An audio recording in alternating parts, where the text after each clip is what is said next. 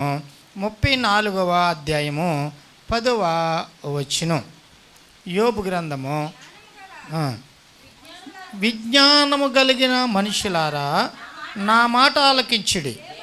దేవుడు అన్యాయము చేయుట అసంభవము, సర్వశక్తుడు దుష్కార్యము చేయుట అసంభవం. దేవునికి స్తోత్రం. యోబు యొక్క స్నేహితుడు ఏలీహు యోబుతో మాట్లాడుతున్నటువంటి మాటలను బట్టి వారికి జరుగుతున్నటువంటి సంఘటన. మనము యేసుక్రీస్తుని లేక రక్షకుడైనటువంటి రక్షకుని యందు రక్షింపబడిన మనము చాలా చోట్ల వినిపించే మాట ఏంటంటే, ఎందుకు దేవుడు నాకు ఇలాగ చేశాడండి, ఎందుకు దేవుడు నాకు అన్యాయము చేస్తూ ఉన్నాడు, నాకంటే ఇతరులు బాగానే ఉన్నారు కదా, నాకంటే భక్తిలో నాకు తోగలేను అన్నవారు కూడా ఆశీర్వాదంలో ఉన్నారు కదా, మరి నేను చేసిన తప్పు ఏమిటండి? ప్రతి ఆదివారం నేను సన్నిధికి వస్తాను, చాలా భయభక్తి కలిగి ఉంటాను, ప్రభు యొక్క సన్నిధి నా కన్నీరు విడిచి ప్రభు యొక్క పాదాలకు అడుగుతాను. అయినా నా జీవితంలో ఎందుకు ఈ కొదువ కొరత, నా ఆశను ఎందుకు దేవుడు తీర్చడం లేదు అన్న ప్రశ్న లోకములో తిరుగులాడుతూ ఉంటుంది. అయితే ఇక్కడ దేవుని యొక్క వాక్యం స్పష్టంగా సెలవిస్తున్న మాట ఏంటంటే, ఏమని మనుషులను దేవుడు పిలుస్తున్నాడంటే, అరే ఒరే నన్ను పిలవడం లేదు, విజ్ఞానము కలిగిన మనుషులారా. ఏమని అంత చక్కగా పిలుస్తున్నాడండి. మనమే మన కన్నబిడ్డలను ఈ విధంగా పిలవం, మనమే కన్న కుమార్తెలను ఈ విధముగా చక్కని రీతిలో పిలవము. అందుకనే మంచికి కానీ మరో పేరు ఎవరైనా ఉన్నారంటే మనం ఆరాధన చేస్తున్న దేవుడు తప్ప ఏ దేవుడుని లేడు. మన మధ్యప్రదేశ్లోనటండి సోషల్ మీడియాలో చాలా వైరల్ అయ్యింది. ఏదో ఒక భగవంతుడని ఆరాధన చేస్తూ ఉన్నారు. వారిలో ఎవరైనంటే ఆ దేవుని దగ్గరికి ఎవరు వెళ్ళాలంటే ఉద్యోగస్తులు అయి ఉండాలంట, యవన బిడ్డలు అయ్యి మాత్రమే ఉండాలంట. ఎవరో ఉద్యోగస్తులు అయి ఉండాలంట, యవన బిడ్డలు అయి ఉండాలంట. ఆ దేవునికి వారు మొక్కుబడి ఎలాగనంటే కాస్ట్లీ ఏమంటారండి మందుని, కాస్ట్లీ బ్రాందీ సీసాలు పట్టుకెళ్ళాలంట. చీపు అనేది కాదు. అది సేవకులు గ్రూపులో పంపితే పాస్టర్ గారు చూస్తే మీరు ఏం చూస్తున్నారండి అంటుంది ఈవిడి.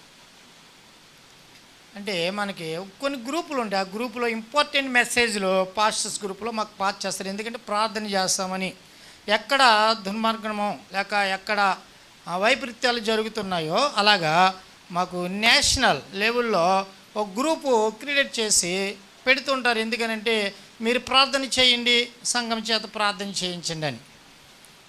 ఇది గత 3 సంవత్సరాల నుంచి ప్రభు 2.5 గంటలకు మాకు ఈ యొక్క గొప్ప భాగ్యం ఇచ్చాడు. ఎందుకంటే సేవకుల కోసము, సంఘాల కోసము చాలా చాలా చోట్ల చాలా దుర్మార్గత జరిగింది. నిజంగా ఈరోజు మనం ఇలా చక్కగా ఎంత పీస్ఫుల్గా ఆరాధన చేస్తున్నామంటే దేవుడు మనకిచ్చిన ధన్యత ఎవరికీ ఇవ్వలేదు. దేవునికి స్తోత్రం. చూడండి, ఎవరో వచ్చి కొంచెం సౌండ్ పెట్టండి అంటే హట్ అయిపోయాం కదా, మనము హట్ అయిపోయాం కదా. మరి కొట్టి చంపుతున్నారంటే వారు ఎంత ధన్యులో చూడండి. దేవునికి స్తోత్రం. కనుక ఈ యొక్క సమాధానము, బైబిల్ చెప్తున్న సమాధానం ఏంటంటే, దేవుడు ఎప్పుడు కూడా అన్యాయస్తుడు, అందరం చెప్దాం, కాదు. సర్వశక్తుడైన దేవుడు దుష్కార్యము చేయుడు, అన్యాయము చేయుడట, దుష్కార్యము చేయడంట. మరి అయితే అన్యాయం ఎలా జరుగుతుంది? మనకు ఎదురవుతున్నటువంటి దుష్కార్యములు మరి ఎవరు చేస్తున్నారు? ఎందుకు మన జీవితము ఉన్నతముగా కట్టబడలేకపోతుందో జరగనున్న వార్షికోత్సవ పండుగలను బట్టి, ఆ దినాలలో ఈ దినము కూడా, ఈరోజు పునరుద్ధాన దినము బట్టి ఒక చిన్న అంశమును పరిశుద్ధాత్మ దేవుడు నాకు ప్రేరణ కలగజేస్తున్నాడు. ఎందుకు ఈ యొక్క మీటింగ్స్, ఎందుకు ఈ సభలు చెయ్యాలంటారా? దేవునికి స్తోత్రం. చేయాలన్నవారు చేతులు ఎత్తండి, బాగా పైకి లేపాలి. దేవునికి స్తోత్రం కలిగిన కాక. మిమ్మల్ని దేవుడు ఎత్తబడిన చేతుల ముందు నన్ను మనందరికి అప్పగింపబడిన ఈ సంఘము ఈరోజు పునరుద్ధాన దినములు జరుపుకున్న ప్రతి దేశంలో ఉన్న సంఘాలను దేవుడు దీవించును గాక. కనుక ఇక్కడ యోబు గ్రంథములో సెలవిస్తున్న మాట ఏంటంటే, విజ్ఞానము కలిగిన మనుషులారా నా మాట ఆలకించుడి. దేవుడు అన్యాయము చేయుట అసంభవం, సర్వశక్తుడు దుష్కార్యము చేయుట అసంభవమే. అయితే దేవుడిలో లోపము లేదు, కానీ దేవుడిని ఆరాధన చేస్తున్న మనలోనే ఎక్కడో ఏదో లోపం ఉంది. అది మనము పేతురు రాసిన పత్రికలో ఎవరు ఏ విషయంలో మన మీద నింద మోపుతారో ఆ నిందను మనం సరి చేసుకుంటే అయిపోద్ది, అంతే. దేవునికి స్తోత్రం. ఎవరో ఒకరు మీరు మంచోడు కాదన్నారు నన్ను, ఆమె హృదయంలో నేను మంచోడు కావడానికి ఏదైతే ఉందో దానిని సరి చేసుకుంటే నేను నీ దృష్టిలో మంచోడిని అవుతాను. లేదంటే ఇంక అదే కొనసాగిస్తే ఆమెకే మంచోడు చెడ్డోడిని అవుతాను నీకును. అదే పేతురు గారు రాసినటువంటి పత్రిక. కనుక నా ప్రియమైనటువంటి దేవుని జనాంగమా, మనము ఆరాధన చేస్తున్న దేవుడు, నీవు నేను ప్రార్థన చేస్తున్న దేవుడు. ఒకవేళ ఈ లైవ్లో చూస్తున్నటువంటి నా సహోదరుడు సహోదరి, నా చెల్లి నా తల్లి, దేవుడు నీకు అన్యాయం చేయవాడు కాదు,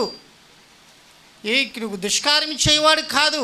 అయితే నీ నా జీవితంలో ఒకవేళ అన్యాయం జరిగిందని బాధపడుతున్నావేమో, ఒకవేళ ఏదైనా దుష్కార్యమో జరిగిందని బాధపడుతున్నావేమో, గల కారణం ఏంటో ఈరోజు మనం నేరుగా వాక్యము ద్వారానే సూటిగా ప్రభు యొక్క ఆత్మతో సంధించి ఆయన వాక్యంతో గద్దింపబడి మనము అనగా నీవు నేను ఉన్నతముగా, నీ నా జీవితము ఉన్నతముగా కట్టబడాలంటే, నీ జీవితము ఉన్నతముగా కట్టబడాలంటే మనం ఏం చేయాలో ప్రభు యొక్క వాక్యం ఏమని సెలవిస్తుందో కొద్ది నిమిషాలు ధ్యానం చేసి త్వరగా ముగించేసుకుందాం. దేవునికి స్తోత్రం. హల్లెలూయా. ఈరోజు ఆయన అన్యాయస్తుడు కాదు, దుష్కార్యం చేయవాడు కాదు. అయితే మన జీవితం ఉన్నతంగా కట్టబడాలనంటే ఎప్పుడో ఆ అన్యాయము కానీ ఆ దుష్కార్యము కానీ నీ నా జీవితంలో చూడకుండా ఉండాలి అని అంటే మనం ఏం చేయాలో ఈరోజు సామెతల గ్రంథము 3వ అధ్యాయంలో మొదటి 1 నుంచి 10 వచనాల వరకు ధ్యానం చేద్దాం. ఆ 1 నుంచి 10లో నేను చదవమన్న వాక్యం మాత్రమే చదవండి. సామెతల గ్రంథం అందరం తెరిచి చూద్దాం. 3వ అధ్యాయము 1వ వచనం. నా కుమారుడా, నా ఉపదేశమును మరువకము, నా ఆజ్ఞలను హృదయపూర్వకముగా గైకొనుము. దేవునికి స్తోత్రం. అందరము మరొకసారి నేను చదువుతున్నప్పుడు చెప్పుదాం. నా కుమారుడా, నా ఉపదేశమును మరువకము, నా ఆజ్ఞలను హృదయపూర్వకముగా గైకొనుము. నా ప్రియమైనటువంటి దేవుని జనాంగమా, ఈ యొక్క సామెతలు గ్రంథకర్త ఎవరనంటే తెలియని వారు ఎవరు ఉండరు. ఎవరు? గట్టిగా చెప్తే ఎవరు? సొలొమోను. అప్పుడప్పుడు కూడా పాస్టర్ గారు కూడా మర్చిపోతుంటారండి. నాకు లాంటి పాస్టర్ గారు అంట ప్రసంగం చేయడానికి బాగా సిస్టర్ బాగిన రాత్రి ఏదో మీటింగ్కి వెళ్ళొచ్చి ఉదయం పునరుద్ధాన దినం ఆదివారం వచ్చిందంట.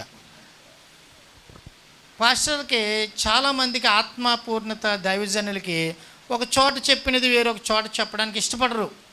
అంటే రుచికరమైనటువంటి జీవాహారం కనుక దానిని ఇంకా ఇంకా ఇంకా వారికే తెలుస్తుంది, తిన్నవారికి మాత్రమే తెలుస్తుంది. అలాగను పునరుద్ధాన దినము కదా, కనుక ఈరోజు దేవుని యొక్క కృపను బట్టి సంఘమునకు మంచి వర్తమానం అనగా ఆ స్నానం చేశారంటే టిఫిన్ తిని లోపల ప్రభు మాట్లాడండి. ఆ బైబిల్ ఎలా తెరిచి ఆ వాక్యమును గుర్తుపెట్టుకొని ఆ పక్కనే ఉన్నటువంటి పాపం వాళ్ళ కోడలో ఇల్లు ఉడుస్తూ ఉందంట. అందులో ఒక చీపురు పుల్ల తీసి ఆ పేజీలో చీపురు పుల్ల పెట్టుకున్నాడంట. ఎందుకని? సమయం అయిపోతుంది, ఇంకా పైకి వచ్చేయాలి. రాత్రి మీటింగ్ వెళ్ళిన వల్ల లేకలేకపోయారు. ఈ లోపల వారి పిల్లలు భార్య మనకులాగా ఏలిగారిలాగా నడిపిస్తూ ఉన్నారు. దేవునికి స్తోత్రం. అర్థమవుతుందా? మన సంఘానికి ఉన్నది ఏమేంటో తెలుసా? 4 గంటల నుంచి అలా పడుతూ ఉంటాను నేను. వచ్చారు పలానా వచ్చారా ఇన్ఫర్మేషన్ వస్తుంది అనమాట నాకు కిందకి. అప్పుడు నేను ప్రిపేర్ అయ్యి దేవుడు చెప్పిన సంగతిని భద్రంగా పట్టుకుని వస్తాను. ఈ సేవకుడు వెళ్ళాడండి పాపం, ఆ చీపురు పుల్ల పట్టుకున్నాడు కదా, సరే పరికి వచ్చేసాడంట. మా మనవరాలు లాంటి మనవరాలు కొంచెం నడకొచ్చిన మనవరాలు ఉందంట. ఎప్పుడు లాగేసిందో ఆ చీపురు పుల్ల తీసేసిందంట. చూసుకోలేదు పాప మీ పాస్టర్ గారు, వచ్చేసి తిరిగేస్తున్నాడంట. ఏదో ప్రభు చెప్పాడు అది రాసుకోలేకపోయినా బాధపడిపోతున్నాడండి. ఈ లోపల ఆత్మ నడిపింపు పాటలు అయిపోయినాయి, అన్నీ అయిపోయినాయి, అభిషేకారాధన అయిపోయిన తర్వాత బలిపీఠం దగ్గరికి వచ్చి అరే ఎంత పని చేశాను, అది రాసుకున్నా సరిపోయి, లేకపోతే ఎక్కడో కోట్ చేసుకుంటే సరిపోయినని బాధపడి పాస్టర్ గారు ఇందాక చీపురు పుల్ల పెట్టాను కదా అక్కడంటే ఆవిడ అంటుందంటే కట్ట కింద ఉంది తేనండి చీపురు కట్ట అంటుందంట. ఎందుకనంటే చూడండి, దేవుడు నమ్మాడు. ఏమని పిలుస్తున్నాడంటే విజ్ఞానము కలిగిన మనుషులారా. దేవుడు నమ్మాడు మనల్ని. ఏమనంటే నేను అన్యాయం చేసే దేవుడని కాదు, దుష్కార్యం చేసే దేవుడని కాను. మరి అన్యాయం నీ జీవితంలో, దుష్కార్యం నీ జీవితంలో ఎలా జరుగుతుందనంటే అన్న ఒక అనుభవం కలిగిన ఒక వ్యక్తి ఈ సామెతల గ్రంథకర్త అన్నమాట. ఎవరైన పేరు సొలొమోను. ఈయనంత జ్ఞానవంతుడు, ఈయన ముందు కానీ వెనక కానీ పుట్టడాన్ని దేవుని చేత సాక్ష్యం పొందిన వ్యక్తి. ఆ వ్యక్తి రాస్తూ ఉన్నాడు. అందుకనే ఎప్పుడు కూడా నా వైపు చూడండి, దేవునికి స్తోత్రం. ఎప్పుడు కూడా కీర్తనల గ్రంథము, సామెతల గ్రంథము రెండు క్రైస్తవుడు అన్న ప్రతి ఒక్క బిడ్డ చదవాలి. కీర్తనలకు 3 కీర్తనలు చదవాలి. అలాగనే సామెతలు కూడా ప్రతి క్రైస్తవుడు చదవాలి. ఎందుకనంటే కీర్తనలు చదివినప్పుడు దేవునికి ఏమి ఇవ్వాలి అంటే దైవారాధన మనం ఎలాగా చెయ్యాలి, దేవుడిని ఎలాగ గణపరచాలనే తెలుస్తుంది. అర్థమవుతుందా? ఇప్పుడు ఇది సిలువు కదా, అంటే నిలువు కమ్మన్నమాట. సామెతలు ఎందుకు చదవాలంటే ఈ లోకములో శరీరాశ, నేత్రాశ, జీవపణ దాని నుంచి తప్పించుకోవాలని అంటే ఈ లోకములో నివాసం చేస్తున్న మనుషులు ఉన్నారు చూడండి, ఆ మనుషులు ఎదుట మనము ఎలాగ తప్పించుకోవాలో తెలియాలి. అంటే అడ్డం అన్నమాట. అర్థమైంది? దేవునికి స్తోత్రం. నువ్వెంత భక్తిపరురాలువైనా, ఎంత పరిశుద్ధురాలు అయినా, నీ ఇంటిలో నువ్వు భక్తి కొనసాగిస్తే నీ మీద నింద పడక తప్పదు, శాతానుడు శోధించక తప్పదు. ఎందుకనంటే తప్పించుకునే మార్గం మనకి తెలియకపోతే మనలను శోధన అనేది తప్పదు. అందుకనే ఈ సామెతల గ్రంథాన్ని ఒక భక్తుడు ఈ సామెతల గ్రంథాన్ని ఏమని రాస్తాడంటే దీనిని ది లివింగ్ మాన్యువల్ చాప్టర్స్ అన్నమాట. మానవుని యొక్క జీవితానికి మాన్యువల్ అంటే ఏంటి, ఏది ఎలాగ చెయ్యాలో ప్రతిష్ఠించుకోవాలి మనం. ఈ సామెతల్లో ఉంటుంది. అంటే ఏది చెయ్యాలి, ఏది చేయకూడదు, పెద్దల దగ్గర ఎలాగుండాలి, ఉద్యోగస్తుల దగ్గర ఎలాగుండాలి, సంఘం ఎదుటి ఎలాగుండాలి, దేవుని ఎదుటి ఎలాగుండాలి. ఇవి తెలిసినప్పుడే మనము మన జీవితంలో అన్యాయం జరగదు. ఏ దుష్కార్యము మన ఇంటి మీద కానీ మన మీద కానీ పడదు. జయ దేవునికి స్తోత్రం. అర్థమవుతుందా? కనుక అలాంటి అనుభవజ్ఞానం కలిగిన భక్తుడు సొలొమోను గారు రాస్తారనమాట. ఏమనంటే నా కుమారుడా నా ఉపదేశమును, దేవునికి స్తోత్రం. మన జీవితంలో అన్యాయము దుష్కార్యము జరుగుతుందనంటే నీవు నేను చేసిన తప్పు ఒకటి ఉంది. ఏమిటనంటే దేవుడు ఉపదేశించిన ఆ మాటలను మనం ఎక్కడో ఏదో ఒక చోట మర్చిపోయాం. దేవునికి స్తోత్రం. ఆయన ఆజ్ఞలను లేక విధులను హృదయపూర్వకముగా మనము గైకొనలేకపోతున్నాం. ఈరోజు మనము నేర్చుకునే అంశం ఏంటంటే రేపు రానున్న ఆ 3 రోజులు వార్చుకోవచ్చు పండగ దినాలలో నీవు నేను ఉన్నతముగా కట్టబడాలని ప్రభువు ఆ పండగలను మన చేతికి అప్పగించాడు. దేవునికి స్తోత్రం. నీ జీవితమును నా జీవితమును అలాగా ఉన్నతముగా కట్టబడాలనంటే ఈ సామెతల గ్రంథంలో ఉన్న మొట్టమొదటి వచనం నుంచి ఒక మాట నేను తెలియజేస్తూ ఉన్నాను. ఏమంటున్నాడు? నా కుమారుడు నా ఉపదేశమును, అంటే ప్రభు మనకి సెలవిస్తూ ఉన్నాడు, నా కుమారుడు నా ఉపదేశమును మరువకము. దేవుని మాట మర్చిపోయినాడు ఎక్కడుంటాడు? దేవుని దగ్గర ఉంటాడా, దేవునికి దూరంగా ఉంటాడా? ఆమేన్. నెంబర్ 1, నీ జీవితం ఉన్నతంగా కట్టబడాలనంటే నా వైపు పెద్ద కళ్ళు చేసుకుని చూడాలి. తెల్లవారుజామున ప్రభు మాట్లాడుతున్నప్పుడు భలే సంతోషం వేసింది నాకు. ప్రభా, మాకు ముందుగానే వాగ్దానం ఇచ్చేస్తున్నావు. నిజంగా మన కుటుంబాలన్నీ కూడా కట్టబడుతున్నాయండి. దేవునికి స్తోత్రం. ఒకప్పుడు మనం ఎట్లా ఉండేవాళ్ళం, కానీ ఇప్పుడు ధైర్యంగా ఉన్నాం సింహం పిల్లల వలె. ఒకప్పుడు కదండి, ఒకప్పుడు భీతి, భయము, ఆందోళన, కలవరము, నిరుత్సాహము ఇవన్నీ మనకి మన గుమ్మం ఎదుట, మన వాకిటి ఎదుట నిలబడి ఉన్నాయి. కానీ నేటి దినమున ప్రభు యొక్క కృపలో మన అందరము కట్టబడే తోట వలెనే ఉన్నాం. చెప్పలు కొడతాం. దేవునికి స్తోత్రం.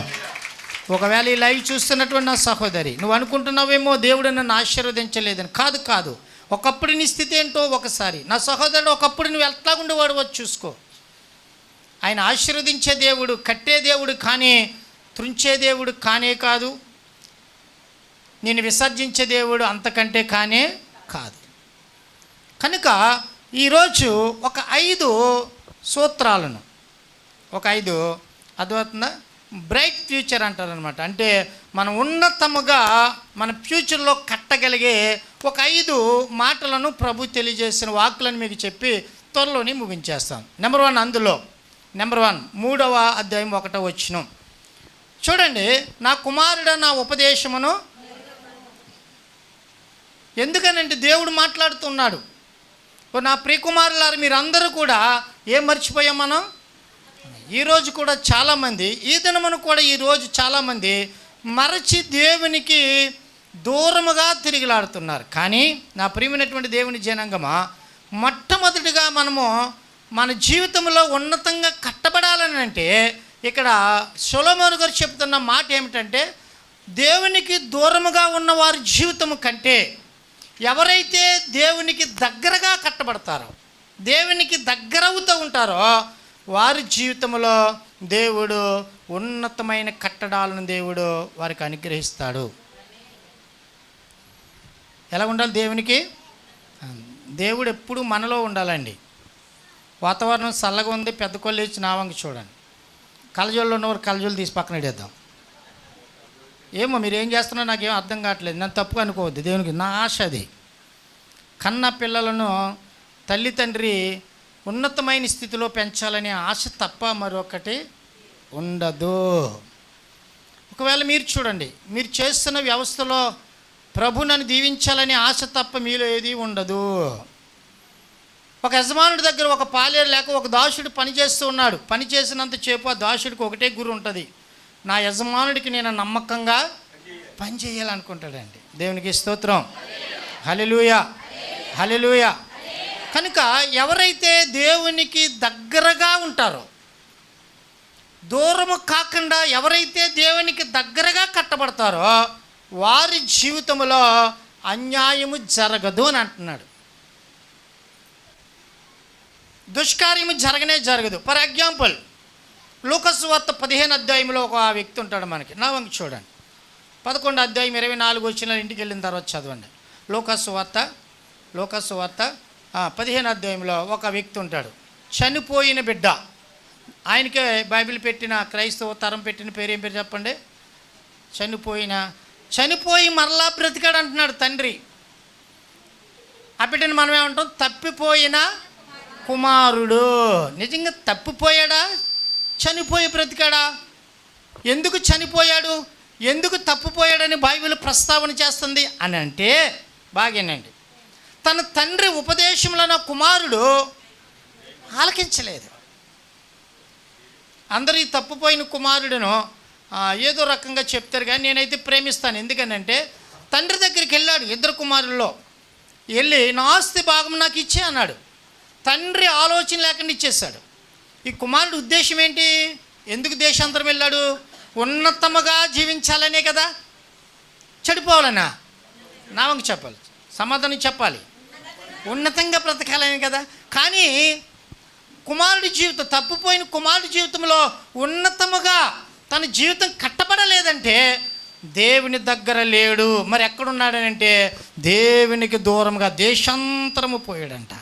ఈరోజు నా ప్రియమైనటువంటి దేవుని జనాంగమా, నా జీవితం ఉన్నతముగా కట్టబడాలనంటే ఈ లైవ్ చూస్తున్నటువంటి నా సహోదరి, దేవునికి ఎంత మాత్రము దూరం అవ్వకూడదు. మనం దేవునిలో కట్టబడుతూ ఉండాలి. దేవునిలో కట్టబడుతూ ఉండాలి.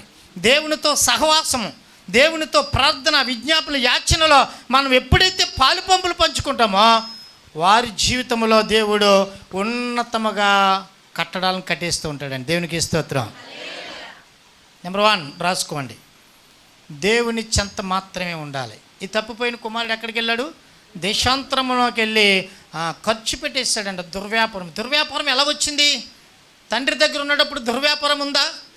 ఎందుకు దేవునిలో దూరముగా ఈ వారికే దుర్వ్యాపారాలు వస్తాయి. చూడండి, ఎవరైతే దేవునికి దూరం అయిపోయారో వారి జీవితంలోనే దుర్వ్యాపారములు వస్తాయి, దుర్వ్యసనాలు వస్తాయి. కానీ దేవునికి దగ్గరున్న వారిలో ఎంత మాత్రము అది రాదు. నేనైతే అంటాను, ఒకరి మీద లేక ఇంటి వారి మీద కానీ పక్క జనుల మీద కానీ ఎవరి మీద నింద వేయని గొప్ప భాగ్యం మనకు వస్తుందండి దేవునిలో ఉన్నవారు. అందుకని యోహాను సువార్త 15లో మీరు నా యందు నిలిచుండు, నేను నీ యందు. ఎప్పుడు నిలుస్తాడు ఆయన? ఆయనకి దగ్గరగా ఉంటేనా దూరంగా ఉంటేనా? కనుక బాగా కోట్ చేసుకోండి. రానున్న 3 రోజులు మీటింగ్స్లో మనం ఎక్కడ ఉండాలి? దేవునికి ఆమేన్. బిగ్గరగా చెబుదాం ఆమేన్. దేవుడు దీవించును గక. పని భారం ఉన్నా, ఒకవేళ దూర ప్రాంతమైన వాహనము ఉన్నా లేకపోయినా, వర్షమైనా, దేవునిలో ఉంటే ఈరోజు దేవుడు చెప్తున్న మాట, ఉన్నతమైన జీవితం దేవుడు నీకు నాకు ఇవ్వబోతున్నాడు. చెప్పకూడదు. దేవునికి స్తోత్రం. దానికి ఎగ్జాంపుల్ ఎవరంటే యోహాను సువార్త, మత్తయి, లూకా సువార్త 15 అధ్యాయంలో ఒక్కసారి దేవునికి దూరం అవ్వడం వల్ల వచ్చే అన్యాయములు వారి జీవితంలో ఎలాగున్నాయో మనం చూద్దాం. లూకా సువార్త 15వ అధ్యాయంలో ఒక మాటను చూసి, దేవునికి దూరమైనప్పుడు వాని జీవితం ఎలాగైపోయింది, దేవునికి దగ్గరగా లేని వారి జీవితంలో ఏం సంభవించినా చూద్దాం. 14వ వచనం, అదంతయు ఖర్చు చేసిన తర్వాత ఆ దేశమందు గొప్ప కరువు రాగా. నా వైపు చూడండి. దేవుని దూరమైనప్పుడు వచ్చేది మొట్టమొదటిది ఏంటి చెప్పండి? ఆ తప్పిపోయిన కుమారుడికి ఏమొచ్చింది? ధనవంతుడే కదా. ఏ రోజునాడు కూడా ధనం ఉంది, బలం ఉంది, ఆరోగ్యం ఉంది, కానీ వారి జీవితంలో ఏముంటుంది? ఏదో కరువు. అదే సమాధానం లేక ఎంతో కుటుంబాలు ఎక్కెక్కి ఏడుస్తున్నారండి. కానీ అలాంటి జాబితాలో లేకుండా ప్రభు నన్ను ఇంత చక్కని సంఘంలో కట్టి ఇంత చక్కని మంచి మనుషుల మధ్య బ్రతకనిచ్చాడంటే ప్రభుకి ఏమిచ్చి మనం రుణం తీర్చుకోలేం. దేవునికి స్తోత్రం.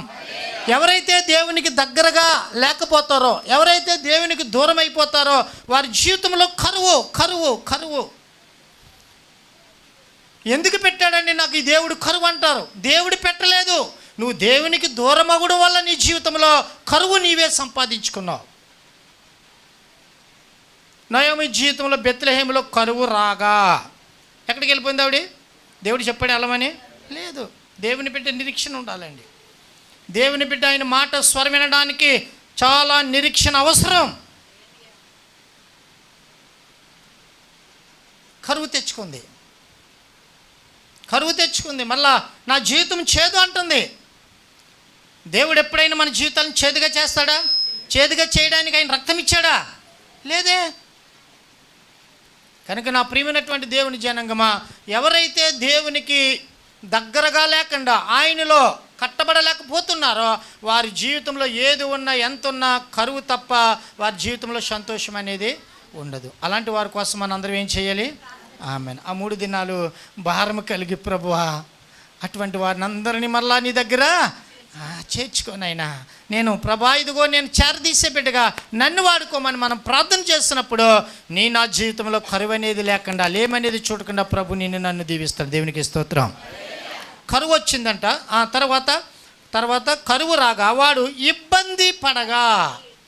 ఎవరైతే దేవునికి దూరం అయిపోతారో మొట్టమొదట వచ్చేదేంటి? కరువు. రెండవది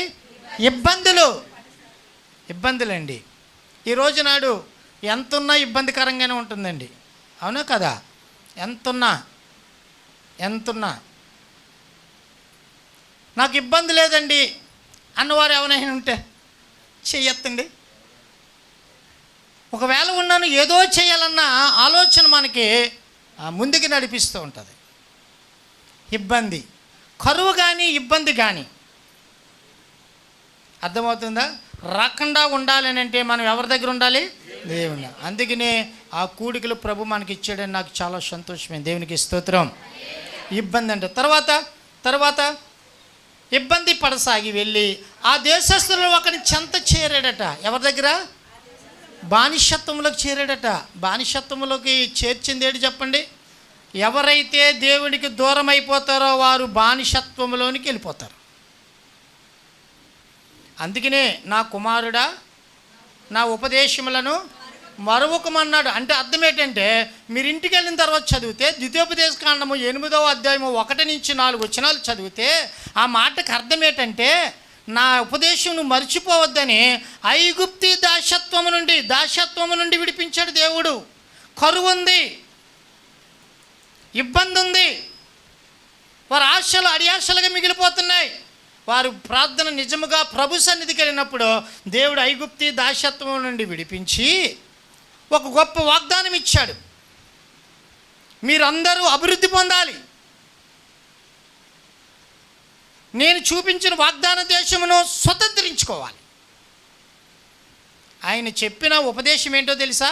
ఓ ఇశ్రాయేలీయులారా, దాస్యత్వంలో మ్రగ్గిపోతున్నటువంటి ప్రజలారా, మీరు నన్ను ఆరాధన చేశారు కనుక, నన్ను స్తుతించి గణపరిచారు కనుక మీరు ప్రతిరోజు అభివృద్ధిలోనే వెళ్ళాలి. అందుకనే బట్ట నలగక జోడు అరగక నేను పరలోక మన్నాతో పోషించుకుంటూ మిమ్మల్ని కాపాడుతూ స్వతంత్రించుకున్న కానాను దేశానికి వెళ్ళాలని 40 సంవత్సరాలు ఆ అరణ్య అనుభవం ఎందుకు ఇచ్చానంటే, మీరు నన్ను ఎక్కడైతే మర్చిపోతారేమో అని ఆకలి కలిగించాడంట, తీవ్రతలు కలిగించాడంట, వడదెబ్బలు కలిగించాడంట. ఎందుకని? నా ఉపదేశము మర్చిపోకుండా ఉంటారని ఆయనే శోధించాడంట. శోధనలో జయించి వారికి దేశం ఇచ్చాడంట, మర్చిపోయి తిరిగిలేని వారికి కరువు. ఈరోజు ఈ 3 దినాలను బట్టి నా ప్రియమైనటువంటి దేవుని కన్నీరుతో చెప్తున్నాను, నీ జీవితమును ఉన్నతముగా దేవుడు కట్టాలని ఎంతో ఆశ కలిగి ఉన్నాడు. ఆయన కట్టేశాడు. ఇక్కడున్న వారిలో గుండెల మీద చేసుకుని, నీలాంటి బిడ్డ నీ తరములో ఒకవేళ ఎవరైనా ఉన్నారేమో ఒకసారి ఆలోచన చేయండి. ఇక్కడున్న పిల్లలు గుండెల మీద చేసుకుని, నువ్వెంత ధన్యురాలువో తెలుసా, నేనెంత ధన్యుడనో తెలుసా, నా పితరులలో ఎవరికీ లేని ధన్యత నాకు ఇచ్చాడు దేవుడు. అలాగనే ఈ వాక్యం వింటాను నీకు, నీ కుటుంబాలలో, నీ పితరుల కుటుంబములలో ప్రభువుని ఆరాధించడంలో కానీ, ప్రభువుని సేవించడంలో కానీ, దేవునికి ఇచ్చడంలో కానీ నీలాంటి పిల్లలు లేరు. అంటే మన అందరం ఎవరని చెప్పండి? చెప్పలు కొడతాం. దేవునికి స్తోత్రం. దేవుడు నమ్మాడు. ఎందుకనో తెలుసా? నేను నా జీవితము ఉన్నతంగా కట్టాలనంట. ఎలాగా? ఆ ఉన్నతంగా నేను కట్టబడాలంటే నేను చేసేది ఆయన ఉపదేశమును అనగా ఆయనకి ఎప్పుడు దగ్గరగానే ఉండాలండి. దూరం అయిపోయినటువంటి తప్పుపోయిన కుమారుడి జీవితము కరువు. దేవుడు లేకపోతే కరువే, దేవునికి దూరం అవుతే కరువే, దేవుని మర్చిపోతే కరువే, ఇబ్బందే. ఆశల కిందకి వెళ్ళిన తర్వాత 6 ఇంపార్టెంట్ వచనాలు ఉంటాయి అక్కడ. బానిసత్వంలోకి వెళ్ళిపోతున్నాం. దేవుడు ఎక్కడి నుంచి విడిపించాడు? బానిసత్వం నుంచి విడిపించాడు. కానీ దేవునికి దూరం అయినప్పుడు అదే బానిసత్వము రమ్మని లాగుతూ ఉంటుందంట. ఇందాక యవన బిడ్డ ప్రార్థన చేస్తుంది. ఈరోజు నాడు యవన బిడ్డలు అనేకులు దేవునికి దూరమైన పరిస్థితి ఎలా ఉంటుందో తెలుసండి? ఎలా ఉంటుందో తెలుసా? వర్ణిస్తే చాలా భయంకరం. మన ఒక సహోదరు చెప్తుంది, అయ్యా నా యజమానులు నా ఇంటికి రావటం లేదయ్యా. ఏమ్మానంటే బానిసత్వంలోకి వెళ్ళిపోయాడయ్యా. 1 వారం అన్నాడు, 2వ వారం అన్నాడు, 3వ వారం అన్నాడయ్యా. ఇంక దేవుని సన్నిధికి రావటం లేదు. మరి సండే నేను దేవుని ఆరాధనకి ప్రార్థన చేస్తుండి ఏడుస్తూ ఎంతో విలపిస్తున్నాను పాస్టర్ గారు. కానీ నా భర్త మాత్రం అక్కడుండి రాలేకపోతున్నాడండి, అక్కడుండి కదలలేకపోతున్నాడండి, నా దగ్గరికి రాలేకపోతున్నాడండి. నాకు 4 పిల్లలయ్యా. బానిసత్వంలోకి పోతున్నారు. ఎందుకో తెలుసా? దేవునికి దగ్గరయ్యే బ్రతుకు మనం ఎప్పుడు కూడా మర్చిపోకూడదు. కనుక ఈ యొక్క 3 రోజులు కూడా దేవునికి దగ్గరగా ఉండి నేను ఉన్నతమైన కట్టబడే సంఘంగా దీవించబడదాం. దేవునికి స్తోత్రం కలిగిన గాక. మనం ఉన్నతంగా కట్టబడాలంటే మొట్టమొదటి దేవునికి దగ్గరగా ఉండాలి. అందరూ చెబుదాం, ఎలిజబెత్తమ్మ గారు అందరూ చెబుదాం, హల్లెలూయా హల్లెలూయా. దగ్గరగా ఉండడం మనం నేర్చుకోవాలి. చూడండి, కరువు వచ్చింది, ఇబ్బంది వచ్చింది, ఆశ నిరాశ అయిపోయింది, పందులు పట్టు తినడానికైనా పందులు కూడా ఒప్పుకోలేదంట. కానీ ఆ కుమారుడికి ఉన్నటువంటి గొప్ప జ్ఞానము, అందుకని విద్యావంతులారా అన్నాడు, విజ్ఞానం కలిగిన వారులారా అన్నాడేమో. ఆ పందులు ఆ మేపేవారు. ఈయన కేరఫ్ అడ్రస్ ఏంటి? ఒక మనుషునికి 2 కుమారులను ఉంది. మనిషి కుమారుడిగా అంటే సాక్షాత్తు మనిషి కుమారుడు ఎవరు? ప్రభునేసు. ఈ చిన్న కుమారుడు ఎవరనంటే మనిషి కుమారుడిగా అడ్రస్ ఉంది. కానీ దాసత్వంలోకి వెళ్ళిన తర్వాత అడ్రస్ మారిపోయిందండి. పందులు మేపు పొలములు, పందులు కాసువాడని అయిపోయిందండి. చూసారా? దేవునికి దూరం అయిపోతే, దేవునికి దగ్గరగా లేకపోతే మన అడ్రస్సే మారిపోతుందండి. మంచివాడు అంటారు, నేను దేవునికి దూరం అయిపోతే అదే నోరు ఈయన చెడ్డవాడు అని అంటారు. అడ్రస్ మారిందా లేదా? కనుక నా ప్రియమైనటువంటి దేవుని జనంగమా, నెంబర్ 1, ఆ పందులు ఆ పొలంలోకి వెళ్ళినప్పుడు ఆ పొట్టైనను తినుటకు ఆశ కలిగి ఉన్నాడంట. కానీ ఆశ కూడా నిరాశ అయిపోయిందంట. దేవునికి ఎవరైతే దగ్గరగా ఉండడం నేర్చుకోలేదో వారి ఆశలు కూడా అన్ని అడి ఆశలుగానే మారిపోతాయి. కాబట్టి దేవుడు ఈరోజు మాట, నిన్ను ఉన్నతముగా నేను కడతాను. నా కుమార్తె, నీ కుటుంబాన్ని నేను ఉన్నతముగా కడతాను. నిన్ను ఉన్నతమైనటువంటి బిడ్డగా ఆశీర్వదిస్తాను. నువ్వు భయపడుకో, నా ఉపదేశమును నువ్వు ఆలకించు. అంటే నాకు దగ్గరగా ఉండటం నేర్చుకో. దేవునికి స్తోత్రం. అదే తప్పుపోయిన కుమారుడు తండ్రి దగ్గరికి వచ్చేసాడండి. వచ్చాడా లేదా? తండ్రి ఇంకా ఆమె దూరం ఉండగా తండ్రి వెళ్ళాడట. తండ్రి వెళ్ళి పరిగెత్తుకుని వెళ్ళి మెడ మీద ముద్దు పెట్టి ప్రశస్త వస్త్రమును ఉంగరమును జోడు ధరించి సన్మానం చేస్తున్నాడండి. చెప్పలు కొడుతుంది. దేవునికి స్తోత్రం కలిగిన గాక. బాగేనండి. ఎవరైతే దేవునికి దగ్గరగా ఉండాలని ఆశ ఉన్నదో వారి జీవితంలో ప్రతిరోజు సంతోషకరమైన సన్మానాలు జరుగుతుంటాయండి. మీరు ఎక్కడికి వెళ్ళండి, నేను చూసిన వారు, చూడదగిన వారు సంతోషిస్తారు. లేకపోతే మనం వస్తుండగానే తలుపేసేస్తారు. అయ్యి బాబు వస్తున్నారు బాబు పాస్టర్ గారిని ఏం చేస్తాడు? నాకు కూడా దేవుడు లేకపోతే ఏం చేస్తారో అదే చేస్తారు. నాతో దేవుడుంటే దేవునికి స్తోత్రం కలిగిన గాక. నేను ఒక ఇంటికి వెళ్ళామంటే పాపం ఎవరిని పెట్టి ఏం చేయలేదు తెలియక అదే షుగర్ అనుకుందని కారం కలిపేసింది మజ్జిగలో. టెన్షన్, ఉత్సాహం, ఆవురావురని ఉన్నది పాపం. నేను పట్టుకెళ్ళిన బాటిల్ అయిపోతే తాగేసాను. నేను ఏం కలిపామంటే షుగర్ అన్నయ్య గారు అంటుంది. షుగర్ కాదమ్మా, ఎర్రగా కనపడుతుంది చూడండి. అయ్యో కారం కలిపేసాను అంత. దేవుడిని దీవించిన గాక. అలాగే నీ హృదయంలో ఎప్పుడు దేవుని విషయంలో మంట పుట్టును గాక అన్నాను. నా ప్రియమైనటువంటి దేవుని జనాంగమా, తండ్రిలో మనం నిలిచామంటే బహుగా ఫలిస్తాం మనం ఎప్పుడు కూడా. అంతంతగా కాదు. అందుకని నాకు వేరుగా ఉండి నువ్వేమీ చెయ్యలేవు.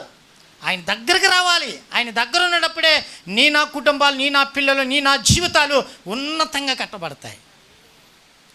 తప్పిపోయిన కుమారుడు తిరిగి వచ్చాడు, తండ్రి చెంతకి చేరు దాసుడిగా పనిచేద్దారు అనుకున్నాడండి. కానీ తండ్రే తను కూర్చున్న సింహాసనమును ఇచ్చి గొప్ప విందు చేశాడంట. అలాగే ఈ సభల ద్వారా, ఈ కూటమి ద్వారా ప్రభు నీ ఇంటిలో అలాంటి గొప్ప విందు జరుగును గాక. అది దేవుడు నెరవేర్తించును గాక. అందుకని మొట్టమొదటిది దేవునికి దగ్గరగా ఉండాలి. రెండు అదే సామెతల గ్రంథము 5వ వచనం చదవండి. నీ స్వబుద్ధిని ఆధారం చేసుకొనక నీ పూర్ణ హృదయముతో యెహోవా యందు నమ్మకము ఉంచుము. దేవునికి స్తోత్రం, హల్లెలూయా. రెండవది ఏంటంట? నా జీవితము ఉన్నతముగా కట్టబడాలంటే రెండవది దేవుని యందు నమ్మిక ఉంచాలంట. ప్రవర్తన అంతటి యందు. నా వైపు చూడండి. మనం దేవుని నమ్మొచ్చామా, నమ్మకం వచ్చామండి ఇక్కడికి? దేవుని యందు నమ్మిక ఉంచొచ్చాను అన్నవారు చేతులు ఎత్తండి. ఇంక నువ్వు చెయ్యత్తలేదంటే ఇంక నమ్మకం లేనట్టు. నిజంగా ఆయన రాసేస్తాడు. దేవునికి స్తోత్రం. దేవుని యందు నమ్మి వచ్చాం కదా. అయితే మన జీవితాల్లో మరి ఎందుకు అన్యాయం జరుగుతుంది? రెండవది ఏంటంటే దేవుని యందు నమ్మిక ఉంచాలి. ఎప్పుడు? మన ప్రవర్తన అంతటిలో. దేవునికి స్తోత్రం. వెనుకున్నవారు ఎవరిని నమ్మాలి? మనుషులను నమ్ముటి కంటే దేవునికి స్తోత్రం కలిగి చప్పలు కొడదాం. ఆమేన్. నా నమ్మకము, నీ నమ్మకము, మన ఆశ, గురి, గమ్యము ఆయనే. నమ్మాలండి, నమ్మాలి. ఇదే వాగ్దానము అబ్రాహాముకి, శారాలకి దేవుడు ఇచ్చాడు. అబ్రాహాముతో దేవుడు మాట్లాడాడు. చూడండి, నమ్మకం అంటే ఎలా ఉంటుందో చెప్తాను. నేను లేనిది పెట్టకథలు చెప్తాను, బైబిల్ ఉన్నది మాత్రమే చెప్తున్నాను. అబ్రాహమా, నీ దేశమును, నీ జనులను విడిచిపెట్టి నేను చూపించిన. అబ్రాహాము నమ్మాడండి. అబ్రాహామును నమ్మాడు కాబట్టి అతడు దేవునికి నీతివంతుడిగా ఎంచబడ్డాడు. ఇందులో ఏమాత్రమో అపనమ్మకం అనేది లేదు. కానీ ఎక్కడికయ్యా, ఏ చోటకయ్యా అని అనకుండా ఏమంటారు, ఆ గంపలో గిన్నెలు పట్టుకుని అంబడించినటువంటి శారా గారు మాత్రము వచ్చేసింది భర్త కూడా. అయితే దేవుడు వాగ్దానం ఇచ్చాడు, అబ్రాహమా, నీ సంతానమును చెప్పండి ఆకాశ నక్షత్రం వలె విస్తరింపజేస్తాను అన్నాడంట.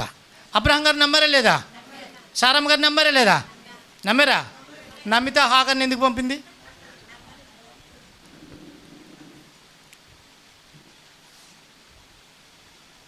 అబ్రాహమా, యజమానుడు అన్నదంట, చెప్పమ్మా శారా అన్నాడంట. శారా నిన్ను కాదు, చెప్పమ్మా శారా అన్నాడంట. నాకు సంతానం లేదా? ఆ ప్రభు కోసం నిరీక్షించుడు, మాట ఇచ్చిన దేవుడు నమ్మదగిన వాడు అన్నాడంట. 1 సంవత్సరం చూస్తుంది, 2 సంవత్సరం. ఈరోజు కూడా యవన పిల్లలు లేక ఈ లైవ్ చూస్తున్న నీ జీవితంలో, ఉద్యోగంలో కానీ, వివాహంలో కానీ ప్రభు ఎందుకు ఆలస్యం చేస్తున్నాడు? ఒకవేళ ప్రార్థన చేసే తల్లివే అవ్వచ్చు, ప్రతి ఒక్క విషయంలో దేవుని విషయంలో ముందుండే వ్యక్తివే అవ్వచ్చు. ఆ ఆలస్యం ఎందుకనంటే దేవుని మీద నమ్మిక నీకుందా, లేక శారమ్మ గారిలాగా పడిపోయిన పిల్లలుగా ఉన్నాం. శారమ్మ గారు ఏం చేసిందో తెలుసండి? ఏం చేసింది చెప్పండి? ఏది చేయకూడదో అదే చేసిందండి. చేసి అంటుందంట, మరలానే నా ఉసురు నువ్వు పోసుకొని అంటుందంట కదా. బైబిల్ చదివితే చక్కని మాట. అబ్రాహాంకి ఏ రోజన్నా వచ్చిందా? లేదు. నా ప్రభు ఇస్తున్నటువంటి, నా దేవుడిచ్చిన మాట, నా సంతానం దీవిస్తానన్నాడని ఆ శారాను బట్టి దేవుని వైపే చూస్తున్నాడంట. ఈ శారమ్మ గారు లేనిపోయింది చేసేసుకుని ఈ రోజు నాడు కూడా దేవుడిచ్చినటువంటి నిరీక్షణ, దేవుడు ఆలస్యం చేసినా నాకు ఒక శ్రేష్టమైనది ఇస్తాడు, ఒక బలమైనది ఇస్తాడు, ఒక ఉన్నతమైన స్థలంలో నన్ను నిలబెడతాడనే నమ్మిక మనం పోగొట్టుకుని సుబుద్ధిని ఆధారం చేసేసుకుంటున్నారండి. మనం అట్లా ఉండకూడదండి. దేవునికి స్తోత్రం. ఏ విషయంలో ప్రార్థన చేస్తున్నావో ఆ ప్రార్థనకు దేవుడు ప్రతిఫలం ఇవ్వడానికి సమయం అడుగుతున్నాడో నిరీక్షించాలండి. నిరీక్షణే క్రైస్తవ విశ్వాసం. అసలు విశ్వాసం అంటే నిరీక్షించువాని యొక్క నిజ స్వరూపం. కనుక ఈరోజు శారా వలె మరలా వచ్చాడు మమ్రే సింధూర వృక్షం దగ్గర. చూడండి, అబ్రాహానికి అప్పటికి వయసు ఎంత? 99 సంవత్సరాలు. భోజనం చేసిన తర్వాత నీకు లేమనేది లేకుండా దేవుడు నీకు సంతానం అంటే మళ్ళీ శారమ్మ గారు ఏం చేస్తుందట? ఏం చేస్తుంది? ఇప్పుడు కూడా మన జీవితంలో ప్రార్థన చేసినట్టునే, లేకపోతే కార్యము జరగకపోతే మన విశ్వాసంలో అపనమ్మకముగా మనము రెండో తప్పు చేస్తున్నాం. అలాంటి పిల్లలుగా మనం ఉండకూడదు. నా ప్రియమైనటువంటి దేవుని జనాంగమా, మన ప్రవర్తన అంతటే యందు యెహోవా యందు నమ్మిక ఉంచాలి. యెహోవా ఇచ్చెను, ఆమేన్. దేవునికి స్తోత్రం కలిగిన గాక. అందుకనేమంటున్నాడు, సర్వశక్తుడైన దేవుడు అన్యాయం చేయుట, దుష్కార్యం చేయుట అసంభవం. నేను ఆరాధన చేస్తున్న దేవుడు ఎలాంటి వాడో తెలుసా? మురిచిపోతున్నాడండి యోబుని దీవించాడా? నేనైతే అంటాను, ఎంతగా దీవించాడో తెలుసా? నీ ఇంటిలో ఉన్న ముద్ద కుక్కకి అయ్యవు కానీ, నీ ఇంటిలో ఉన్న ముద్ద పిల్లికి అయ్యవు కానీ, నీ ఇంటిలో ఉన్న ముద్ద అడుక్కుండి వాడికి అయ్యవు కానీ, యోబు తన శరీరము గుండా, పుండ్లు గుండా వచ్చే రసి కుక్కలు నాగుతుంటే కుక్కలను కూడా కొట్టుకోలేదంట. అబ్బాబ్బా, నేనైతే అంటాను ఆ చెల పెంకిలతో గోకుతున్నాడంట. ఏం రావాలని? రసి. కనుక నా ప్రియమైనటువంటి దేవుని జనాంగమా, దేవుని యందు నమ్మిక ఉంచాలండి. మనం ఏముంచాలి? నమ్మి ఆ మీటింగ్స్లో మనం పాల్గొంటే దేవుడు రెండో విషయముగా నన్ను ఉన్నతంగా కట్టాలని చూస్తున్నాడు. ఎలాగా? అందరూ చెప్తే ఎలాగా? ఉన్నతముగా. నువ్వు ఉన్నతంగా కట్టబడాలంటే నెంబర్ 1 దేవుని దగ్గరికి రా, దగ్గరగా ఉండు.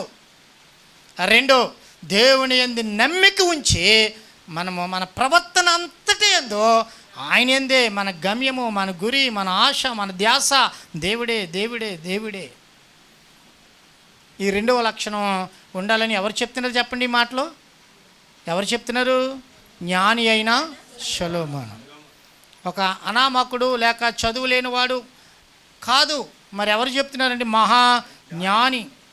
మహాజ్ఞాని సొలొమోను చెప్తున్నాడు. ఒకటేంటి నీ జీవితం ఉన్నతంగా కట్టబడాలంటే దేవుని దగ్గర ఉండాలి. రెండు, మన సుబుద్ధిని ఆధారం చేసుకొనక మన ప్రవర్తన అంతటిలో ఆయన యందు నమ్మకం ఉంచాలి. అబ్రాహాము ఆ నమ్మకాన్ని బట్టే నీతిమంతుడిగా ఎంచబడ్డాడు. నోవాహు అంతే. నోవాహు కాలంలో జలప్రళయం వస్తున్నది, ప్రచండమైన వర్షం తెలియదు, వర్షం కురిపిస్తానని నమ్మేస్తాడంతే, వాడు కట్టాడు. అది నమ్మకం అంటే. మన జీవితంలో అన్యాయము, దుష్కార్యము జరగకుండా ఉండాలంటే దేవుని యందు నమ్మకం కంటే అపారమైన నమ్మకం మనకు ఉండాలని చెప్పలు కొడదాం. దేనికి స్తోత్రం. అపారమైన నమ్మకం ఉండాలి. నేను వెళ్ళేది ఎవరి దగ్గరికని ఆ ఆశ ఉండాలి. మనం ఇంటి దగ్గర బైబిల్ చేతబట్టినప్పుడు నేను వెళుతున్నది ఎవరి దగ్గరికి? సర్వలోకనాథుడైనటువంటి నా ప్రభు దగ్గరికి వెళ్తున్నానని మెట్టెక్కు. నీ జీవితం ఉన్నతంగా కట్టబడకపోతే నన్ను అడిగి చూడు. దేవునికి స్తోత్రం. హల్లెలూయా, హల్లెలూయా. మూడవది, సమయం అవుతుంది కాబట్టి మూడవది ఇంకొక మాట, ఆరో వచనం. నీ ప్రవర్తన అంతటి యందు ఆయన అధికారమునకు ఒప్పుకొనుము, అప్పుడు ఆయన నీ త్రోవలను. మన ప్రవర్తన అంతటి యందు ఎవరి అధికారానికట? ఆమేన్. ఎవరైతే, మూడవదిగా, ఎవరి జీవితంలో, ఏ మనుషుడు ప్రవర్తనలో ఎవరైతే ఆయన అధికారమునకు ఒప్పుకుంటారో వారు మార్గములు మాత్రము త్రోవలన్నీ సరళపరచబడతాయండి. నా జీవితంలో మానవుడే అలాగా పేటరేగిపోతున్నాడో తెలుసండి. ఇప్పుడు దేవుడిచ్చినటువంటి అధికారమును దుర్వినియోగం చేసుకుంటూ, దేవుడిచ్చినటువంటి విలువైనటువంటి సమయమును పాడు చేసుకుంటూ, దేవుని సమయం దేవునికి ఒక, భార్య సమయమును భార్యకి ఒక, పిల్లల సమయము పిల్లలే ఒక, కుటుంబానికి ఇవ్వాల్సినటువంటి ఆ సమయం కుటుంబస్తులకు ఇవ్వక నరుడు స్వేచ్ఛా జీవితం కోరుకుంటున్నాడండి ఇప్పుడు. అంటే దేవుని అధికారమునకు కాక వారు తలపోసుకున్న అధికార ప్రకారముగా పోతున్నాడే తప్ప దేవుని మాటకి ఎక్కడ కూడా లోబడటం లేదండి. బాగా చూడండి, మన ఇంట్లో పిల్లల చేతిలో సెలవులు ఉన్నాయి చూడండి. అధికారం అంటే చిన్న ఎగ్జాంపుల్ చెప్తున్నాను.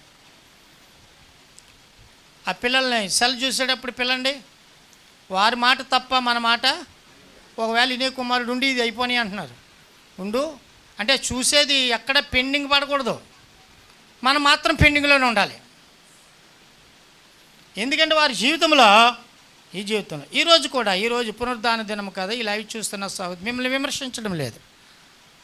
ఈరోజు సెల్ల చూడకుండా బైబిల్ ప్రార్థన చేసుకున్న వారు ఎంతమంది ఉన్నారు మన గుండెల మీద? ఈరోజు పునరుద్ధాన దినము, నీ అధికారము ప్రభువా, నీ సమయాన్ని నీకు ఇవ్వలేకపోతున్నాను, నీకు ఇవ్వలేకపోతున్నాను అయ్యా అని ఈరోజు విశ్రాంతి దినం నీ సన్నిధికి పోతున్నాను, నీ పరిశుద్ధత నా యందు ఉండాలని ఈరోజు ఒకవేళ కాల్ చేసుకోండి, మాట్లాడుకోండి.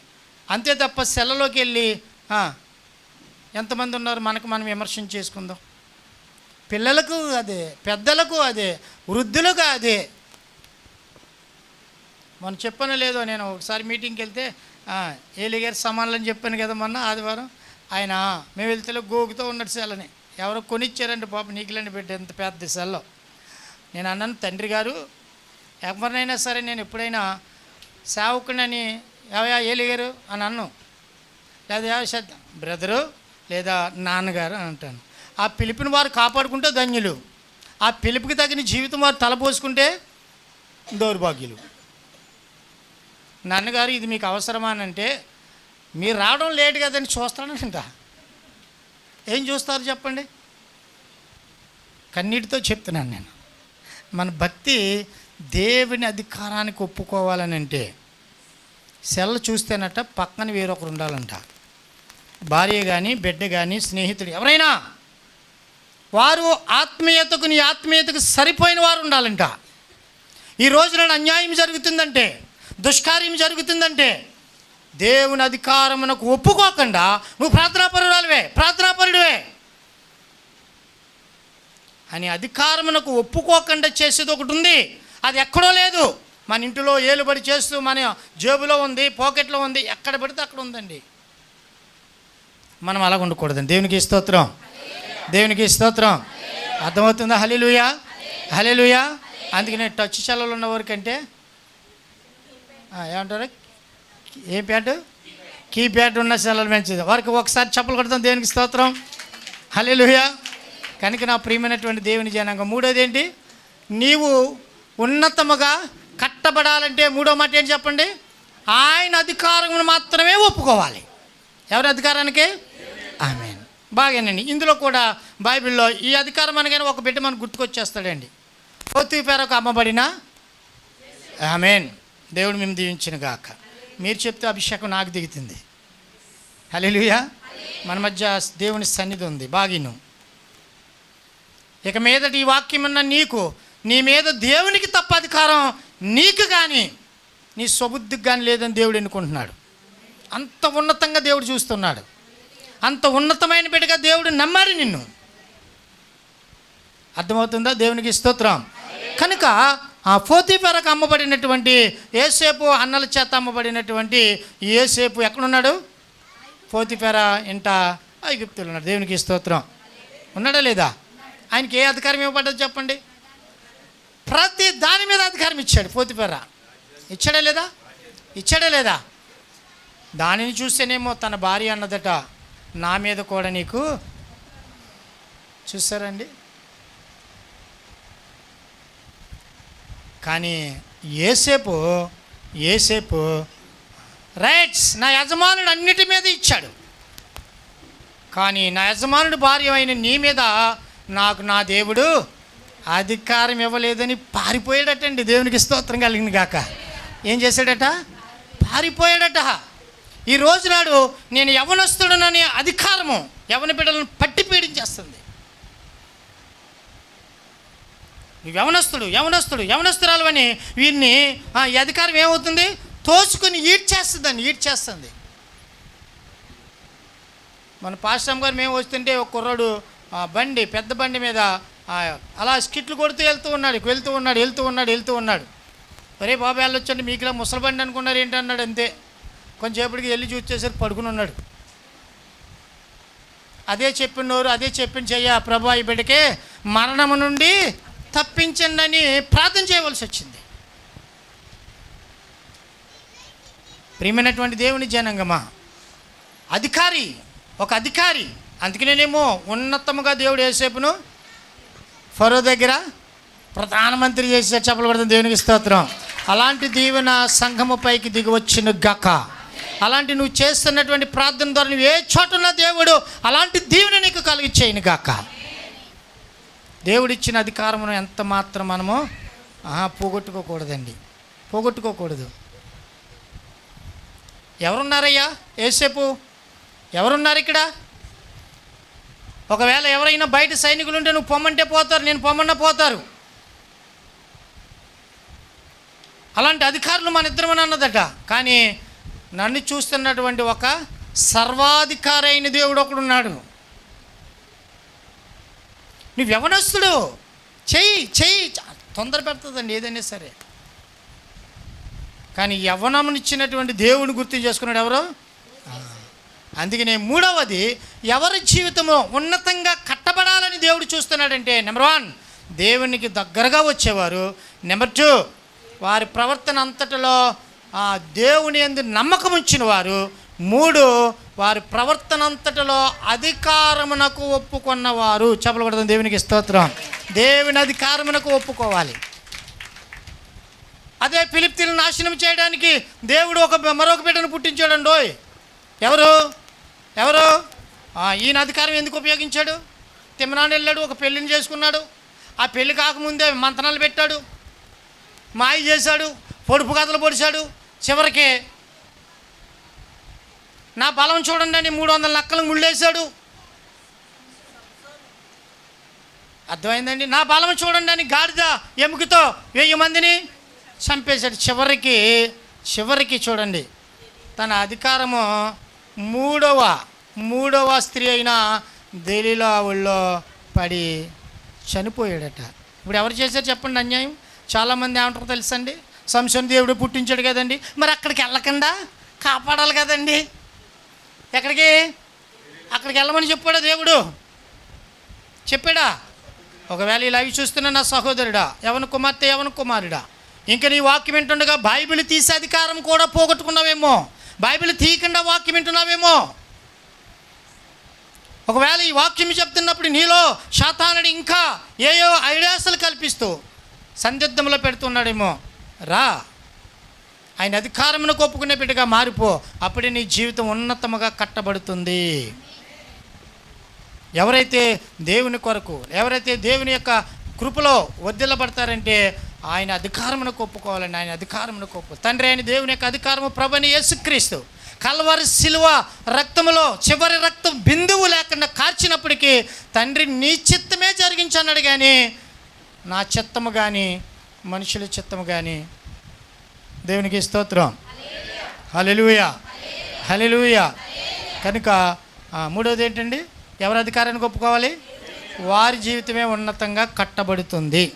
ఇంకొక మాట చెప్పి నేను ముగింపులోనికి వెళ్తాను. సామెతల గ్రంథం 3వ అధ్యాయము 7వ వచనం. నేను జ్ఞానినే కదా అని నువ్వు అనుకోవద్దు, యెహోవా యందు భయభక్తి కలిగి చెడుతనమును విడిచిపెట్టుము. దేవునికి స్తోత్రం కలిగిన గాక. ఏం చేయాలట? 4వది ఏం చేయాలి? చెడుతనమును పోవాలంటే ఎవరితో చేయాలి నిబంధన? ఎవరితో చేయాలి? ఇప్పుడు మీకు ఒక ప్రశ్న వేస్తానండి, ఆ ప్రశ్నకి షూట్గా సమాధానం నాకు చెప్పాలి. చెడుతనమును విసర్జించాలి. అసలు చెడుతనం అంటే ఏంటి? చెడుతనం దొంగతనమా, అబద్ధమాటమా, వ్యభిచారమా? ఒక వాక్యం చూసి నేను ముగింపులోనికి వెళ్తాను. సామెతల గ్రంథము, సామెతలు 16:6 వచనం అనుకుంటాను. సామెతల గ్రంథము 16:6 చదవండి ఒకసారి. రైట్. కృపా సత్యము వలన దోషమునకు ప్రాయశ్చిత్తము కలుగును, యెహోవా యందు భయభక్తులు కలిగి ఉండుట వలన మనుషులు చెడుతనము నుండి తొలగిపోదురు. చెడుతనము తొలగిపోవాలంటే ఏముండాలట? యెహోవా యందు భయభక్తులు కలిగి ఉండాలి. వారికే కృపా సత్య సంపూర్ణుడైన దేవుని యొక్క ముఖదర్శనము కలుగుతుంది. పాపం అంటే మనం చెప్తాం బైబిల్లో అనేక రెఫరెన్స్లు. ప్రార్థన చేయకపోవడం ఆజ్ఞ అతిక్రమమే. వీటన్నిటికీ నిర్వచనం బాగా చూస్తే పాపము అంటే ఆ రాత్రి నేను కొలిచి చూస్తే మనల్ని గమ్యము నుండి తప్పించేదే పాపమని నాకు అర్థమైంది. మన గమ్యం ఏంటి? మన గమ్యం ఏంటి? మన గురి ఏంటి? మన ఆశ ఏంటి? మన అభిలాష ఏంటి? మన వాంఛ ఏంటి? మన కోరిక ఏంటి? ఆయన యొక్క రాధ్య. ఆయన ఎప్పుడైతే రాకడలో వస్తాడో, ఆయన రాకడలో ప్రత్యక్షమైనప్పుడు మనమును ఎత్తబడే సంఘముగా ఉండే మన గురి, మన గమ్యం. కానీ చెడుతనం అనే పాపము ఏం చేస్తుందంటే ఆయన గమ్యము చేరకుండా మనలను తప్పుడు మార్గము పట్టించేదే చెడుతనం. దావీదు లాంటి హృదయానుసారుడు మరొకరు ఎవరైనా ఉన్నాడా? ఎవరు చెప్పారు ఈ సాక్ష్యం? దేవుడే కదా. మరి దావీదు హృదయం ఎందుకు చెడుతనమునకు పోయింది చెప్పండి?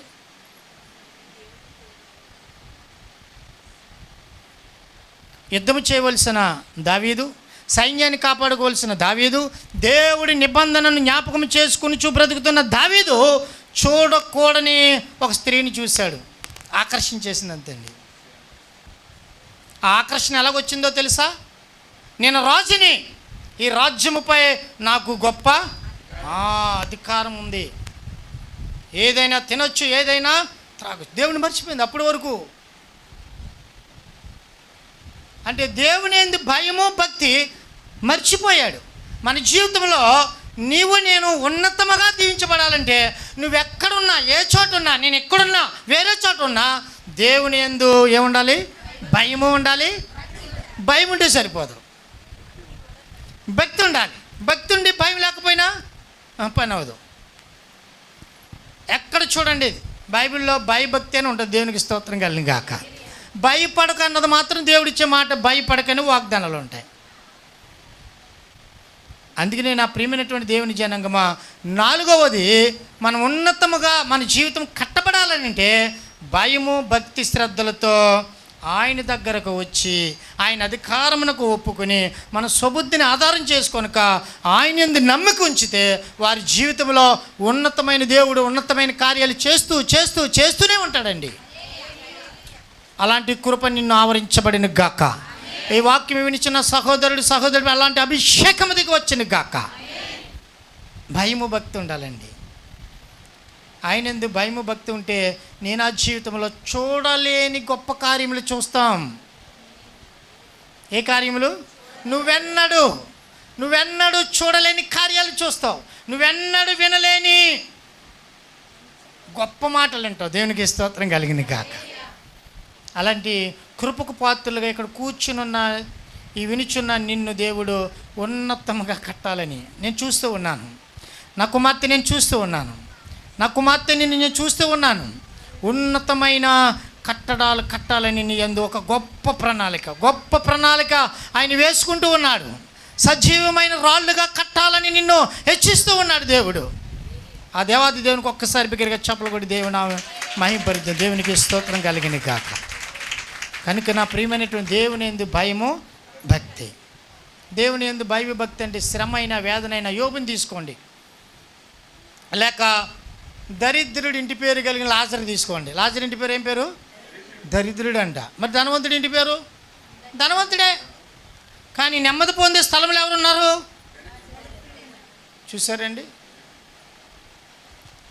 చూసారా? పక్షులు చీమలు తింటాయి కదా. పక్షులు దేని తింటాయి? చీమలు తింటాయి. పక్షి చచ్చిపోయింది అనుకో ఏం తింటా? మనం తింటావా? మనం తిన్న పక్షులు లెక్కలేవులేని దేవునికి స్తోత్రం కలిగిన గాక. మనం ఇన్ని తినమేంటి? ఒక పక్షిని దాఖలు పెట్టొచ్చుంటే ఇప్పుడు కూడా దేవునికి స్తోత్రం కలిగిన గాక. అదే కోడి అనే పక్షి, కోడి కూడా పక్షే కదా. మరి సండే స్పెషల్ ఏముంటుంది? ఈ వాక్యం వినుచున్న వారు లేకపోతే ఇప్పుడు కూడా మన ఇంట్లో ఏముంది? మా ఇంట్లో లేదు. దేవునికి స్తోత్రం కలిగిన గాక. ఉంటే నువ్వు ధన్యురాలు, లేకపోతే ప్రార్థన పరురాలు. హల్లెలూయా. కనుక చూడండి, పక్షులు చనిపోతే చీమలని పక్షులు తింటే, అదే పక్షి చనిపోతే చీమలు తింటాయి. అంతేనండి. ఒక చెట్టుని ఒక అగ్గిపుల్లగా మార్చామనుకోండి, ఒక చెట్టుని చిన్న అగ్గిపుల్లలుగా మార్చండి, ఎన్ని వేలు అవుతాయి? వేలు అవ్వచ్చు, లక్షలు అవ్వచ్చు. నాకు లాంటి బక్సిక్కుపోయిన చెట్టు కాక మీకు లాంటి పౌష్టికారమైన చెట్టు అయితే కోట్లు కూడా అవ్వచ్చు. కానీ కోట్ల చెట్లను ఒకే అగ్గిపుల్ల అగ్నితో మనం కూడా అలాంటి వారమే. ఒకనాడు మనం చిన్నవారు, ఒకనాడు నిందింపబడిన వారు, ఒకనాడు శ్రమలలో ఉన్నదానివి. ఒకరోజు నువ్వు అన్నది జరగటం లేదేమో నా ప్రియ దేవుని సంగమా, కానీ ఏదో ఒక రోజు వస్తుంది. అది ఎలాంటి రోజో తెలుసా? ఏదో ఒక రోజు నీ కన్నుల ముందు ఒక గొప్ప కార్యం చేస్తుంది. అది ఎలాంటి కార్యమో తెలుసా? అది మనకి చెప్పసఖ్యము కానీ దేవుని ఆత్మ ద్వారా చేసే కార్యమని నువ్వు చెప్పబోతున్నావు. దేవునికి స్తోత్రం కలిగిన గాక. నువ్వు చెప్పబోతున్నావు. అలాంటి కార్యము దేవుడు ఉన్నతముగా కట్టడానికే ఈరోజు ఈ స్థలానికి దేవుడు నడిపించాడు. అది ఎవరో కాదు, నీవే. పేరు పెట్టి పిలిచినవాడు ఆయనే, అది నీవే. ఒకవేళ దుఃఖిస్తున్నావేమో, రోధిస్తున్నావేమో, నీ రోదన దుఃఖమును ఎవరు చూస్తున్నారు? ఆయన చూసి నీ జీవితం ఉన్నతంగా కడతాను నా కుమార్తె,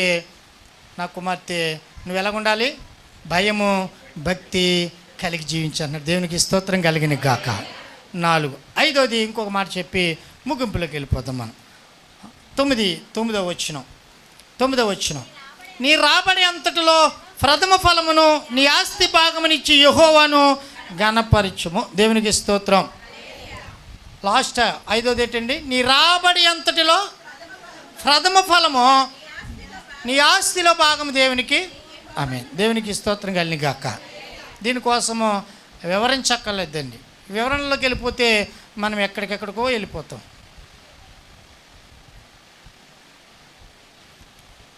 మన రాబడి అంతటిలో ప్రథమ ఫలం ఎవరికి ఇవ్వాలటండి? దేవునికి స్తోత్రం కలిగిన గాక. నేను మొన్న ఒక మీటింగ్కి వెళితే మేకకి గాళ్ళు వస్తాయి కదా, పశువులు ఉన్న వారికి తెలుస్తుంది. గాళ్ళు అంటారు అంటే నోటి పోత వల్లే మొత్తం అంతా వచ్చేస్తాయి.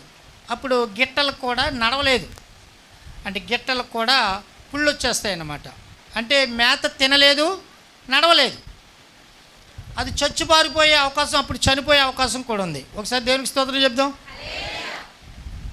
అలాంటి ఆవిడ ప్రసంగానికి పిలిస్తే ఆ భోజనానికి వెళ్ళేటప్పుడు పిలిచిందనమాట. అయ్యా ఒకసారి రండి అని ఆ పాస్టర్ గారిని అడిగితే అక్కడ ఉన్నటువంటి ఒక ఆత్మీయ పరురాలైనటువంటి గొప్ప ప్రవక్త ఏముందంటే, అయ్యో పశువులు కూడా చేస్తారా మీరు?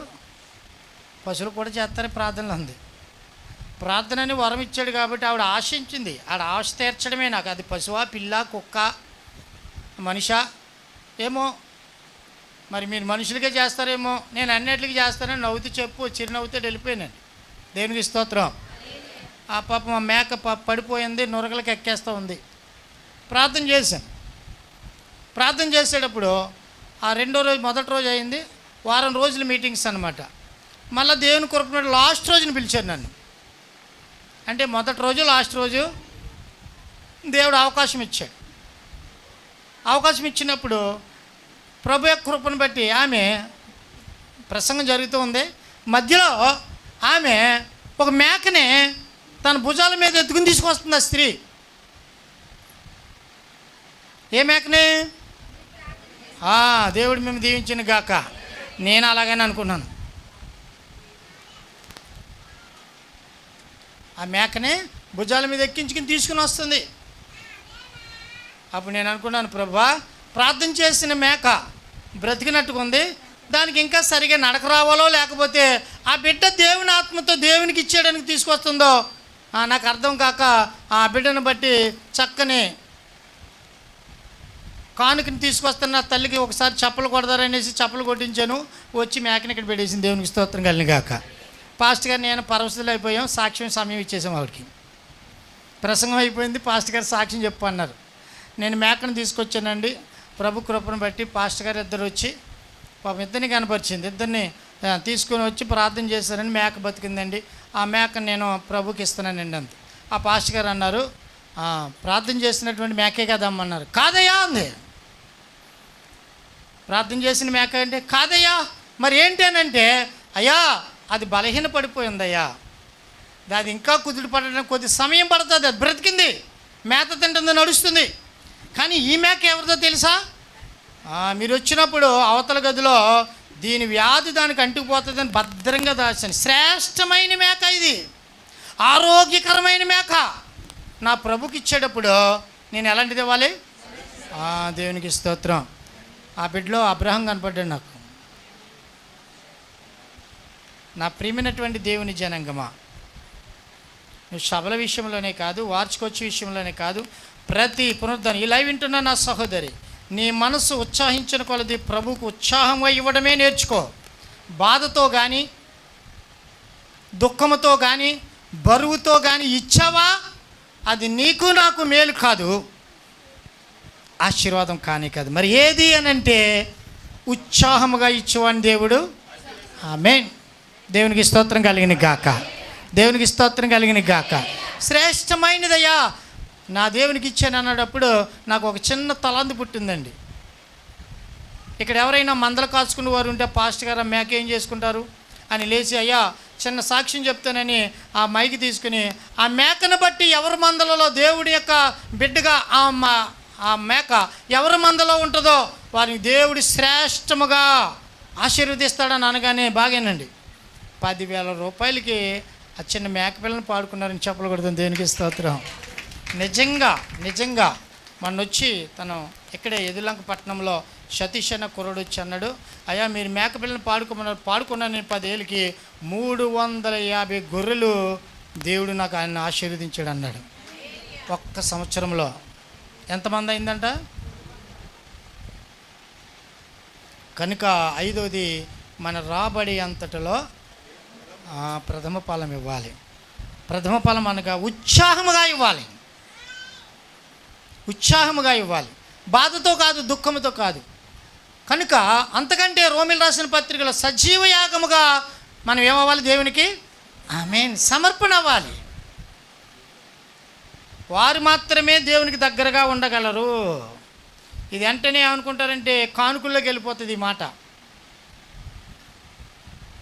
నేనైతే అంటాను, మన రాబడి అంతటిలో, మన జీవితం అంతటిలో సజీవ యాగముగా దేవుని మందిరంలో ఆయనకి అర్పింపబడితే అబ్రాహాము కంటే ఉన్నతంగా మనల్ని కడతాడు దేవుడు. దేవునికి స్తోత్రం. యోబు కంటే ఉన్నతంగా కడతాడు. దేవునికి స్తోత్రం. యోసేపు వల్లే దేవుడు కట్టబోతున్నాడు. దేవునికి స్తోత్రం.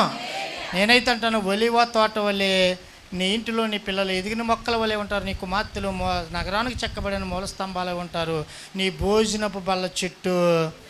ఆమేన్ ఆమేన్. అలాంటి కృప నీవు నేను పొందుకుందము గాక. కనుక నా ప్రియమైనటువంటి దేవుని జనాంగమా, ఈ 5 మనలో ఉంటే, ఈ 5 మనలో ఉంటే మనం ఎలా కడతాడు దేవుడు? ఉన్నతముగా కట్టబడ్డే సంఘముగా దీవిస్తాడు. అటువంటి కృపాక్షేమము సంఘము అభివృద్ధి పొందిన గాక.